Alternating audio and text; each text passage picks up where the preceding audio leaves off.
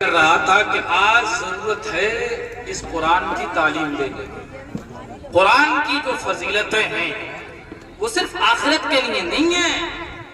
بات سمجھ میں آ رہی کہ حافظ قرآن اگر آپ کا یا ہمارا بچہ بن جائے گا تو اس کا مطلب یہ نہیں ہے کہ وہ صرف آخرت میں کام دے گا۔ ہم اور آپ اپنی آنکھوں ماتھے کی نگاہوں سے دیکھتے ہیں کہ جس کو اللہ رب العزت یہ دولت عطا فرما دیتا ہے اور اگر وہ اس پر عمل پیرا ہو جائے تو انشاءاللہ دنیا میں بھی اس کی ہو جاتی ہے اور انشاءاللہ آخرت میں بھی اس کو عزت بے شک سبحان اللہ سبحان اللہ۔ صرف دنیا میں نہیں، آخرت میں نہیں، بلکہ دونوں جہانوں میں اس کی سرخروئی ہو جاتی ہے، اسے عزتیں ملنے لگتی ہیں۔ اور ہم دیکھتے ہیں کتنے سے کتنا بڑا ڈاکٹر ہو، کتنا ہی پیسے والا ہو، کتنا ہی بڑا انجینئر ہو، چاہے کتنا ہی بڑا آفیسر ہو، اس کے پیچھے گاڑیاں چلتی ہوں، لیکن جب اس کے باپ کا انتقال ہو جاتا ہے تو نماز جنازہ وہ نہیں پڑھاتا ہے، نماز جنازہ وہی پڑھاتا ہے کہ جس کو اللہ رب العزت نے اس قرآن کی دولت سے نوازا۔ بے شک کیا بات ہے۔ تو کتنی ڈگریاں دلوائے، کتنے بڑے اچھے اچھے عہدے دلوانے، لیکن اس سے اونچا مقام اور اس سے بڑی ڈگری نہ تو دنیا میں کوئی ہے اور نہ آخرت میں۔ بے شک کیا بات ہے۔ اس ڈگری سے بڑھ کر کوئی بڑی ڈگری نہیں ہے اور ہم دیکھتے نہیں ہیں۔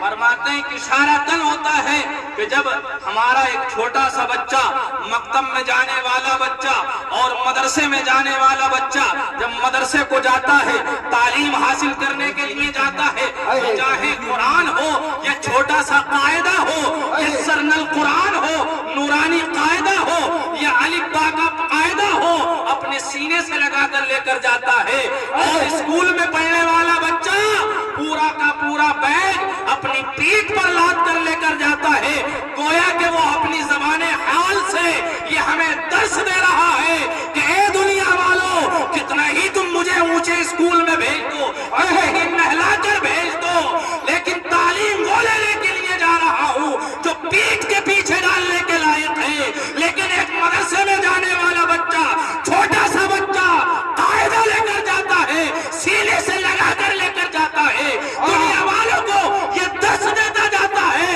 کہ اے دنیا والوں، تعلیم وہ لینے کے لیے جا رہا ہوں جو سینے سے لگانے کے بعد۔ بے شک زندہ باد۔ دائرہ تکبیر، دائرہ رسالہ، چشمے دستار بندی، علماء اہل سنت، زندہ باد زندہ باد۔ تو بات ہے نہیں ہے، کتنے ہی اچھے اسکول میں بھیجو، کیا بات ہے۔ اسکول کا بستہ پیچھے پڑا رہتا ہے، لیکن مکتب میں جانے والا بچہ پیچھے کبھی نہیں دیکھا ہوگا آپ نے کہ اپنے پیٹ کی پیچھے قرآن رکھتا ہوا نظر جا رہا ہے یا قاعدہ لے کر اپنے پیٹ کے پیچھے ڈال کر جا رہا ہے، نہیں، بلکہ اپنے سینے سے لگا کر لے کر جاتا ہے۔ اسی سے ہمیں سمجھ لینا چاہیے، گویا کہ وہ اعلان کرتا جاتا ہے کہ اے دنیا والو، تعلیم وہ لینے کے لیے جا رہا ہوں جو سینے سے لگانے کے بعد۔ بے شک سبحان اللہ۔ اس قرآن کی تعلیم کو سینے سے لگاؤ، اس کی عزت کرو، اس کا ادب و احترام کرو،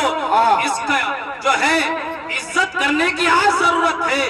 جتنے لوگ اس سے آج جو ہے دوری اختیار کر رہے ہیں، آج ہمارے معاشرے میں اتنی ہی برائیاں پیدا ہو رہی ہیں، جتنی زیادہ دوری ہوتی رہے گی برائیاں ہوتی رہیں گی، اور جتنا زیادہ اس قرآن کریم کے قریب لوگ آتے رہیں گے انشاءاللہ اتنا ہی زیادہ معاشرے میں سدھار پیدا ہوگا۔ بے شک سبحان اللہ سبحان قرآن کا اللہ۔ نتیجہ یہ ہے، قرآن کی تعلیم کا نتیجہ یہ ہے، کیونکہ جب اسلامی تعلیم اس کے پاس ہوگی تو نہ کسی کو ظلم کرنے کا وہ سوچے گا، نہ اپنے ماں باپ کی نافرمانی کرنے کی اسے فکر ہوگی، اپنے ماں باپ کی نافرمانی کی جو ہے اس کے دل میں خیال نہیں آئے گا، کسی کا ناجائز پیسہ کھانے کی اس کے دل میں خیال نہیں آئے گا، بلکہ اگر وہ قرآن پر عمل کرنے والا ہوگا تو ہر قدم پر سنت رسول کے مطابق اپنی زندگی گزارے گا اور شریعت مطہرہ کی روشنی میں اپنی زندگی گزارنے کی کوشش کرے گا۔ لیکن آج ضرورت ہے اس قرآن کی تعلیم کو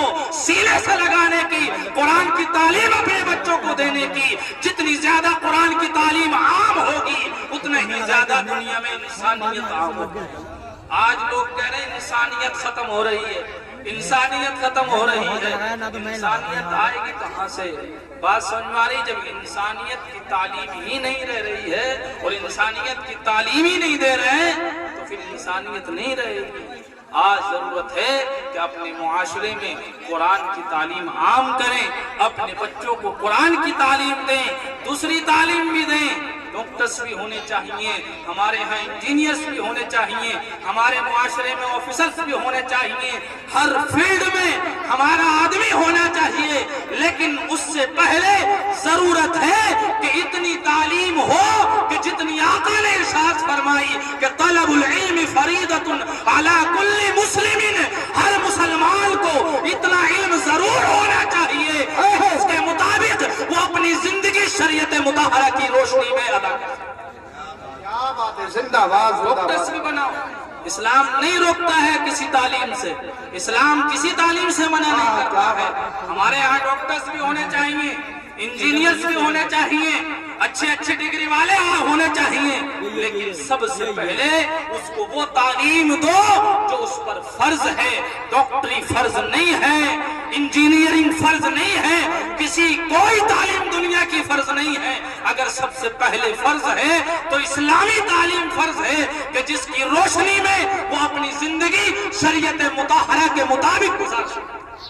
اسی کے بارے میں ارشاد فرمایا طلب العلم فریضۃ علی کل مسلم و مسلمہ. بعض حضرات نے زائد کیا ہے، اور اگر علم دین حاصل کر رہا ہے، علم دینی ہی حاصل کر رہا ہے تو جانتے ہیں کہ اس کا مقام و مرتبہ کیا ہے. حدیث پاک میں آتا ہے کہ آقا کریم ارشاد فرماتے ہیں ہم دنیا والے جن بچوں کو حقارت کی نظر سے دیکھتے ہیں، وہ جس مدرسے کے بچوں کو سمجھتے ہیں کہ یتیم ہیں، غریب ہیں، فقیر ہیں، ان کو کچھ نہیں آتا، جانتے ہیں کہ ان کا مقام پروردگار کے نزدیک ہے کیا، ہمارے اللہ کے نزدیک ان کا مقام و مرتبہ کیا ہے. آپ بچوں کو بسوں میں بھیجتے ہیں، اسکول کے بچوں کو آپ موٹر سائیکل پر چھوڑ کے آتے ہیں، بڑی بڑی کاروں میں چھوڑ کر آتے ہیں، گاڑیوں میں چھوڑ کر آتے ہیں. لیکن جانتے ہیں کہ جو علم دین کا حاصل کرنے کے لیے جاتا ہے اللہ نے انہیں کیا مقام دیا ہے. آقا فرماتے ہیں کہ جو طلب علم کے لیے نکلتا ہے فرشتے اس کی راہوں میں اپنے پروں کو بھی کیا بات ہے، زندہ باد زندہ باد. فرشتوں کے پروں پر چلتا ہوا جاتا ہے. اس تعلیم کا کتنا مقام ہے. ایک دوسری حدیث پاک میں آقا فرماتے ہیں کہ طالب علم جو ہوتا ہے اس کے لیے فرشتے بھی مغفرت کی دعا کرتے ہیں. ہے کوئی ایسا کہ فرشتے اس کے لیے مغفرت کی دعا کرے؟ ہے کوئی ایسی تعلیم؟ فرماتے ہیں آقا کریم، فرماتے ہیں حتی الحیتان فی الماء، فرماتے ہیں سمندر تک کی مچھلیاں اس طالب علم کے لیے مغفرت کی دعا کرتی ہیں. بے شک، کیا بات ہے. لاؤ ایسی تعلیم. ہے کوئی ایسی تعلیم؟ ہے کسی کا ایسا مرتبہ؟ ہے کسی کا ایسا مقام کہ جس کے لیے فرشتے بھی دعائیں مغفرت کریں، جس کے لیے جو ہے سمندر کی مچھلیاں بھی دعائیں مغفرت کریں؟ آج اسی تعلیم سے ہمارا دل ہٹ گیا ہے، آج اسی تعلیم سے ہم پیچھے ہیں جو قدم قدم پر جو ہے ہمارے لیے بخشش کا ذریعہ ہے. آقا فرماتے ہیں کہ جو طلب علم کے لیے نکلتا ہے فرماتے ہیں سہل اللہ لہ طریق الجنہ، فرماتے ہیں کہ اللہ رب العزت اس کے لیے جنت کا راستہ آسان فرماتے ہیں. بے شک، سبحان اللہ سبحان اللہ. ہے کوئی ایسی تعلیم؟ اگر آپ ڈاکٹری بچوں کو پڑھا رہے ہیں، انجینئرنگ پڑھا رہے ہیں، اچھی بات ہے، پڑھائیے، لیکن وہ مقام و مرتبہ اس کا نہیں ہے جو ایک حافظ قرآن کا اور ایک عالم دین کا مرتبہ ہے، جو علم دین حاصل کرنے کا مقام و مرتبہ ہے. جانتے ہیں اگر ڈاکٹر مر گیا تو وہ میت کہلائے گا، مردہ کہلائے گا. انجینئرنگ کی تعلیم حاصل کرتے ہوئے مر گیا تو وہ مردہ کہلائے گا. لیکن آقا کریم کی حدیث میں آتا ہے، حدیث پاک کی روشنی میں فرماتے ہیں علماء کرام جو علم دین حاصل کرتے کرتے اگر اسے موت آ گئی اور راستے میں ہی اس کا انتقال ہو گیا تو اللہ رب العزت اس کو شہادت کا مرتبہ. بے شک، زندہ باد زندہ باد زندہ باد. بہت ہے.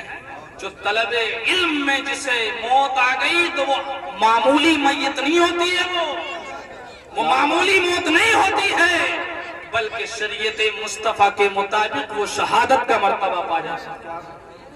کیسی حیثیت کا، کیسا مقام ہے. آج ضرورت ہے اپنے سینوں کو اس کے لیے کشادہ کرنے کی. اپنے بچوں کو اسلامی تعلیم سے قریب کریں، قرآن کی تعلیم سے قریب کریں۔ آقا کریم آخری حدیث پاک سنا کر رخصت ہوتا ہوں۔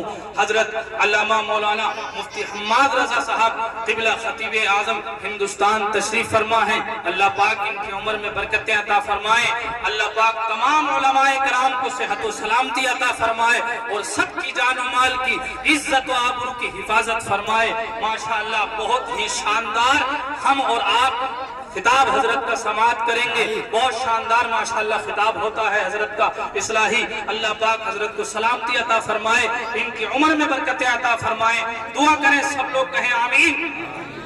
آقا کریم حدیث پاک میں ارشاد فرماتے ہیں، جانتے ہیں حافظ قرآن دنیا میں تو باپ کا سر اونچا کرتا ہی ہے، کیسا اونچا سر کرتا ہے یار، اس باپ سے پوچھو کہ جو 1000 کا مجمع ہو اور اس بیٹا اس باپ کا 1000 کے مجمع کو تقریر سناتا ہو نظر بے شک، سبحان اللہ سبحان اللہ۔ حضرت جا رہے ہیں ماشاءاللہ پورے ہندوستان اور بیرون ہندوستان کے باہر بھی دورے رہتے ہیں، ان کے والد سے جا کر پوچھنا ان کا دل کتنا چوڑا فخر سے ہو گئے، کیا بات ہے، سبحان اللہ۔ وہ خوشی باپ کو اس وقت نہیں ملتی ہے، کروڑوں روپے کما کر دے دے، ڈاکٹر ہو، انجینئر ہو، آفیسر ہو، کروڑوں روپے کما کر دے دے، لیکن باپ کو وہ خوشی نہیں ملے گی جس وقت ایک بچہ اگر حافظ قرآن اس کا ہو گیا، عالم دین ہو گیا اور 500 کے مجمع میں کھڑے ہو کر لوگوں کو سمجھاتا ہوگا، تو اس باپ کو وہ خوشی ملے گی جو کروڑوں کی تعداد، کروڑ کما کر بھی اگر دے گا تو وہ خوشی نہیں ہوگی جو ایک بچہ اگر تقریر کرتا ہوگا اور اس کا باپ اسے دیکھتا ہو تو کیا خوشی محسوس ہوگی۔ کیا بات ہے، دنیا میں تو عزتیں ملیں گی لیکن آخرت میں جانتے ہیں ہمارے پاس اتنے کارنامے نہیں ہیں، ہمارے اعمال ایسے نہیں ہیں، ہمارے نمازیں نہیں ہیں، روزے نہیں ہیں، صدقات و خیرات نہیں ہیں، گناہ پر گناہ ہم کیے جا رہے ہیں، گناہوں کی زندگی ہماری ہو رہی ہے۔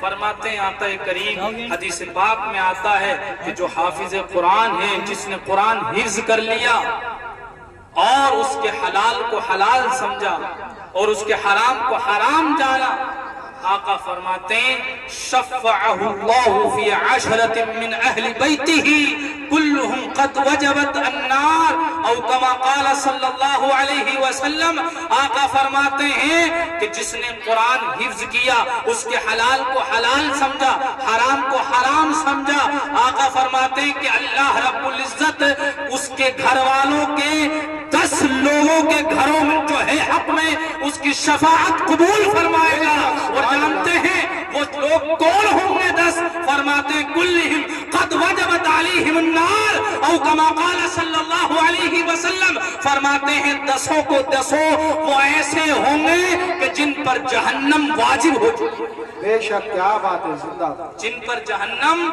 واجب ہو چکی ہوگی، اب انہیں جہنم کا جو ہے ٹکٹ ملنے والا ہوگا، جہنم کے مستحق ہوں گے، جہنم کے حقدار ہوں گے، کوئی امید نہ ہوگی، ایک امید نکل کر آئے گی، ایک امید کرن جو ہے آئے گی، ایک روشنی آئے گی، وہ روشنی کون ہوگا جانتے ہیں؟ یہی حافظ قرآن ہوگا۔ حدیث پاک میں آتا ہے کہ یہ حافظ قرآن اللہ رب العزت سے اپنے گھر والوں کے حق میں سفارش کرے گا تو اللہ رب العزت اس کی شفاعت، اس کی سفارش کو ان کے حق میں قبول فرمائے۔ تو یار ایسے اپنے بچوں کو تعلیم دو جو دنیا میں بھی کام آئے اور آخرت میں بھی کام آئے۔